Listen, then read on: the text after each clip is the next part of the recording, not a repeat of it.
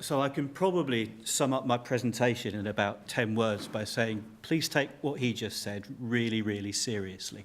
Um, and I was delighted to see you talk about the digitisation of the economy. I'll return to that in a second. I was dismayed at a conference last year to hear the chief economist of a major global institution talk about the way value is created in the economy without mentioning digital infrastructure once. And I just think we have to change that.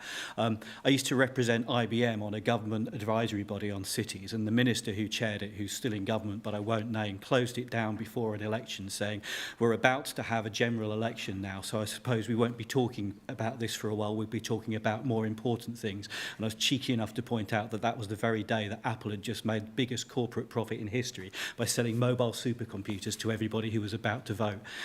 So I'm passionate about this, and I really hope we get it right. And I'll just start with this video. It's not a particularly sophisticated one. It's 4 years old now from a company whose business model has been nicked by Facebook. But Foursquare were one of the organisations that invented this idea of checking in when you get to the office, to a cafe, to a restaurant, to a cinema. And just look at what it tells you about how people use the urban environment. It's the colour coding that's the thing here for me. It's telling you not just where people are or where and when they're moving, but why they're moving. It doesn't cover everybody. It's not completely accurate, but it's a type of insight that simply wasn't available a few years before. There's a great MIT project that, again, is not a new example, but called the Billion Prices Project, where they say, I'm not going to measure inflation by a standard shopping basket every month. I'm going to harvest the prices from thousands of online shopping portals all over the world and measure what everything costs, where and exactly when it changes. We couldn't do these things before, and they can give us entirely new insights into the communities and places that we live. And as a result, those places are changing. And just one metric of that is that if you look at the evolution of the list of the 10 most valuable companies in the world over the past 20 years, for most of that time, 2 or 3 of those companies would be a technology company like a GE or an IBM or a Microsoft or an Intel selling products. At the end of last year, 7 of the 10 most valuable companies in the world were technology companies, at least 4 of which earned a substantial sum of their revenue monetizing online transactions between third parties. That doesn't give you the scale now of the change in the economy that Calvin was just talking about. I don't know what else can. And it's changing the way we use places. So a little bit of personal history. I grew up as a teenager in the 1980s as a fan of the then very new death metal. If you imagine how the handful of people around Europe found the handful of people like me willing to pay for that music in a world before the internet, it's just like something out of ancient history. Everybody thought that nobody liked that music. Of course, millions of people, turns out, like it once you've got YouTube and once you've got iTunes, because you can find each other. And so that's changing what we do now. People aren't buying CDs anymore, or hardly at all, because CDs aren't high quality enough. We'll buy vinyl, and actually millions of us are buying more vinyl because it's still higher quality and it's a beautiful artifact. And I probably shouldn't tell my wife how much money I've spent on rebuilding my collection over the past couple of years. But we're doing other things as well. We access what we want when we want online. It's a lower quality, but it's much more accessible, much more convenient. And then we do other interesting things as well. That's a crowdsourced gig. So we come together to do things with other people that we simply wouldn't have found out shared the same taste as us anymore. And I think this is one of the answers to that change in the places that we live that Calvin talked about. I was up in Chesterfield a couple of months ago, and the Director of Economic Development said, our centre's doing fine. But that's because less than half of it's retail, and less than half of it's been retail for years. They've already got an experience economy. Wayne Hemingway's talked really eloquently about this recently. The concentration of activity in town centres on just buying stuff is an aberration in a historical context, and we need to think about that again. So there's lots of potential, lots of really exciting potential actually, but also some worrying evidence. So I think the phrase the sharing economy has been popular for quite a while for some of these business models that replace traditional supply chains, employment practices, market channels with online networks. And they're certainly incredibly successful if you look at the valuations of companies. I understand we have someone from Uber here, or Airbnb, or WeWork in the property space, Deliveroo, Just Eat. They're sky high, and not always based on current revenue. In fact, some of them are making losses at the moment because it's about capturing a market and capturing data. But what's the effect in how the value of that is then distributed through the economy? These are two different types of evidence. The graph on the right is from a book called The Second Machine Age by two MIT economics professors, Andy McAfee and Eric Brynjolfsson. And it's plotting GDP growth in the US from 1950 to the present day against median household income. And what you notice is around 1980, the link between those things seems to break. And GDP kept going up, household income stayed the same. And what McAfee and Brynjolfsson chart is several mechanisms by which evolving business models enabled by technology are changing the way that value is distributed. The graph on the left is then taken from a study by JP Morgan of 260,000 current accounts that showed those mechanisms at work. And they're looking at people who earn money in these online business models. And they split the business models into two. They looked at labour platforms where you earn money for spending your time if you're a delivery rider versus capital platforms where you can sweat an asset. For labour platforms, the money that you earn through these new platforms just replaces money you'd have earned through another traditional channel before. Your income stays the same. For capital platforms, if you're rich enough to own an asset that you don't need, you can sweat it and earn more money. And so if you're rich, you get richer. If you're not, you don't. I'm putting it really, really bluntly, and I'm aware I'm in one of the best universities in the world in a room that's got more than one economist in it.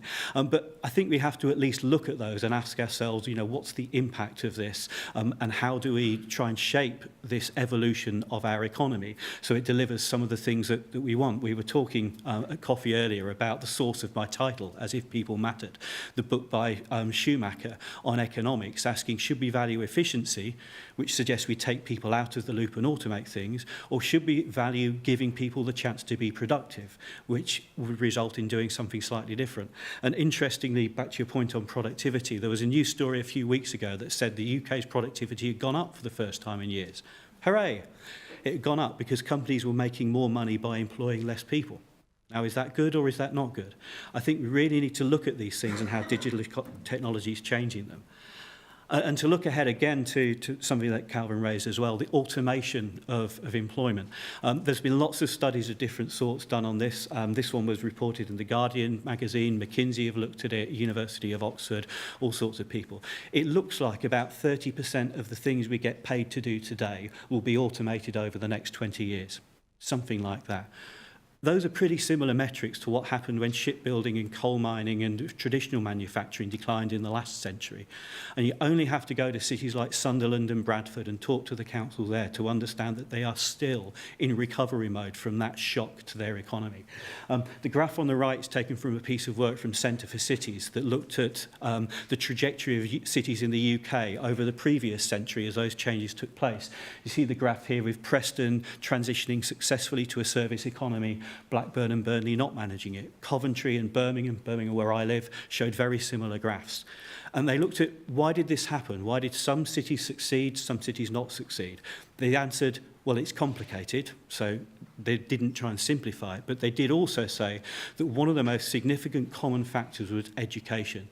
The success in cities providing their residents with the skills needed to be employed in the economy as those skills changed. This is where I've found it really troubling this morning to read the Institute for Fiscal Studies reporting again that education per funding in the UK has been falling, 8% less than in 2010. So at the same time we're pumping millions into building autonomous vehicles capability in the UK, we're not pouring billions into schools to teach people there what to do in future when they can't be a driver or can't do one of these other things that's going to change in a way that we don't know. So, more doom and gloom.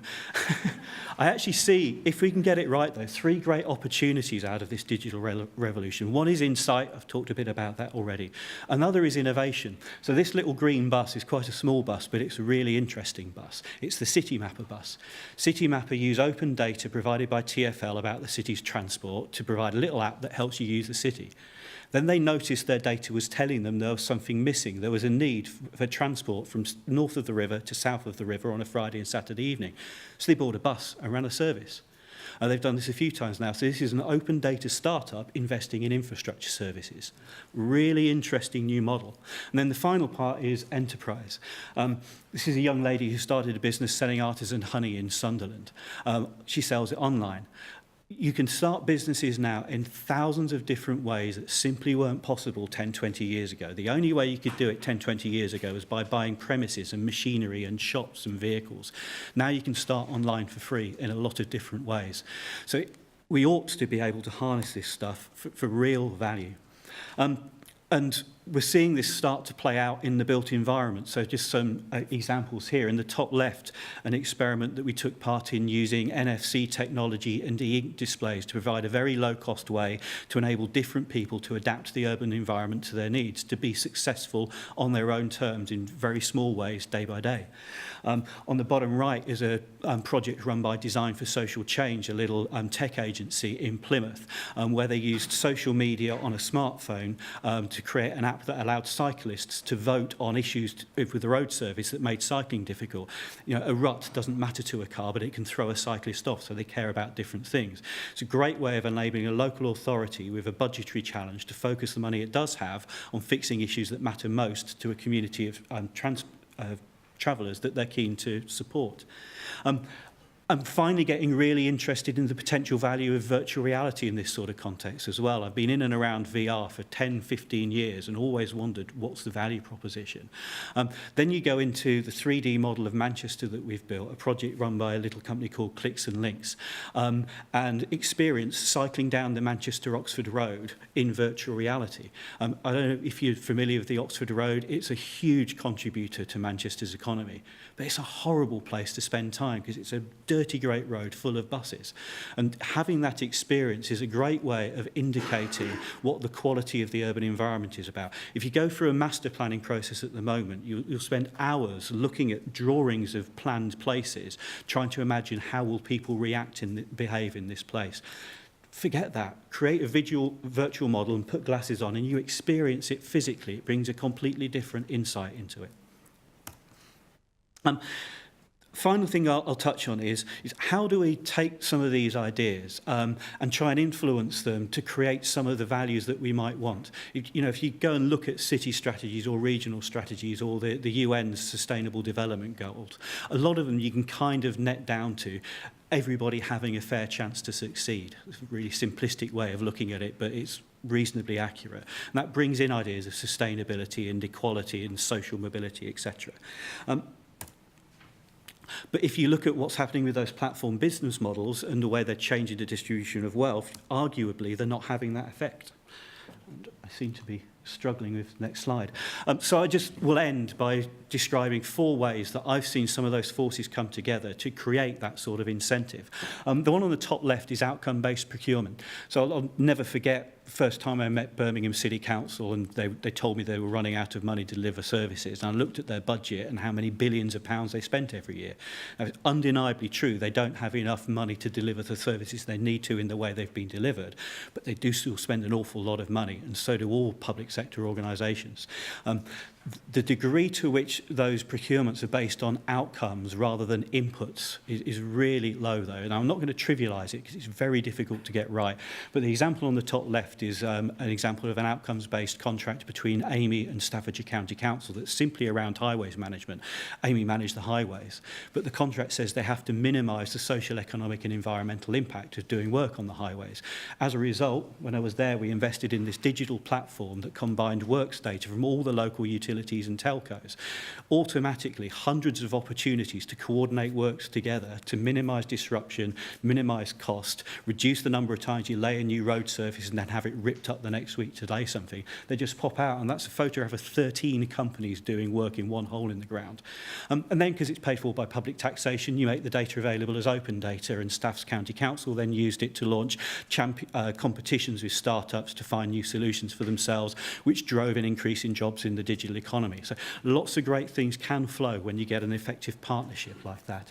Similar sort of things happens with startups actually. Bottom left is Innovation Birmingham, who along with the Engine Shed in Bristol, Sunderland Software Centre, Level 39 in London, all sorts of places that provide support to startup companies have run programmes where they focus that support on startups who are going to deliver services that contribute towards local outcomes. And that's potentially a really powerful mechanism. There's also some work in economics, Eleanor Ostrom's work on commons resources, where if you look at her principles for organisations that successfully manage commons resources, they could potentially give us some principles for the sort of platform businesses that might create common good as well as profitability for the platform owners. The top right is more about a model of local collaboration. We're starting to explore this in some work around the One Epping Forest partnership between West Essex, East Herts and several local authorities. Then in Birmingham for a few years I've run something called the Birmingham Smart City Alliance, which is a non-commercial collaboration of about 20 city institutions. What we've found is if we bring 20 or so organisations together with different assets, different targets, different strategies, and open their doors to people with smart, new, innovative ideas, then actually those ideas find the support that they need. So we've had a whole string of social enterprises delivering value in food systems, in education, in transport, all sorts of areas, come and land in Birmingham and the West Midlands and deploy because we give them the access to the cities and the regions' institutions that helps them to succeed. And finally, possibly the biggest lever is in planning.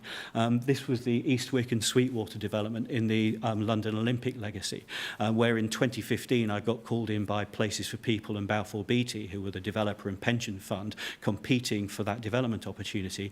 And they wanted a smart city person in there because the scoring criteria for the development award said, tell us how you'll invest in technology to improve social, economic and environmental outcomes, not just in your development, but in existing neighbouring communities too. What a tremendously powerful mechanism. I've spent 10 or more years working in this area. I've never had a local authority representative ask me the question that Balfour Beatty's pension fund did in that meeting, which was, Rick, how many millions of pounds do you want to spend on the smart technology? That's now been carried out a few more times. It's terribly challenging because the willingness of developers to invest and the applicability of tools such as local plans and master plans to do that is all about the evidence that you've got that investing in that technology will create the right social, economic and environmental outcomes. That's a real challenge because we can't look back to the past 5-10 years because this stuff wasn't around in the same way 5 to 10 years ago. It's all about what happens in the next 5, 10, 20 years. So we have to find a way of making an informed leap of faith. What I hope I've managed to do in a few minutes here is just convince you of how passionate I am that that's a leap of faith we've got to make. Thank you.